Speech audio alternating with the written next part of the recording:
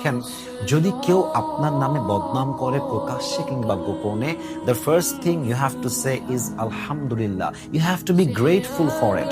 আপনি শুকরিয়াতান করবেন যে আলহামদুলিল্লাহ, আয় আল্লাহ, আমার তো লাভ হচ্ছে। কারণ যে আপনার নামে বদনাম করছে সে একটা বড় লাভ দিচ্ছে আপনাকে। আপনার গুনাহ সে নিচ্ছে, তার সওয়াব সে আপনাকে দিচ্ছে।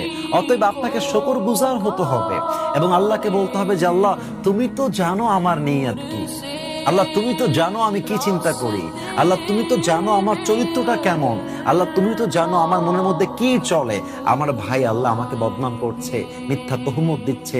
আল্লাহ, আমার ভাইকে তুমি হেদায়েত দান করো, বোঝার তৌফিক দান করো। আর ভাইকে বলবেন, ভাইজান আপনার যত বদনাম করতে মন চায় করেন, যদি আমার নিয়ত ঠিক থাকে কিয়ামতের দিন আপনি ধরা খাবেন, আমি মুক্তি পেয়ে যাব। কিয়ামতের দিন আপনার আমলনামা হালকা হবে, আমার আমলনামা আপনার আমলনামার মাধ্যমেই ভারী হয়ে যাবে। ঠিক কিনা বলেন সবাই? কেউ বদনাম করলে never lose hope, never be frustrated, just work in your own space, do your own work, be active, be energetic, be powerful. Every single day you just have to try your best to be the better version of yourself.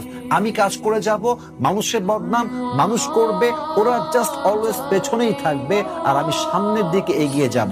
ওরা আমার পেছনে দৌড়াবে আর আমি আকাশে উড়ে বেড়াবো, and that is my attitude। ঠিক কিনা বলেন?